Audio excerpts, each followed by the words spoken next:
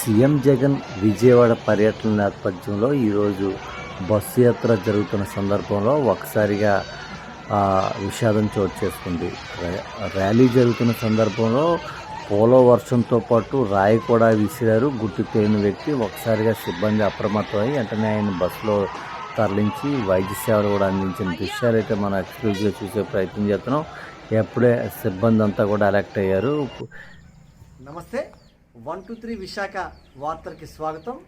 ఈనాటి వార్తా విశేషం.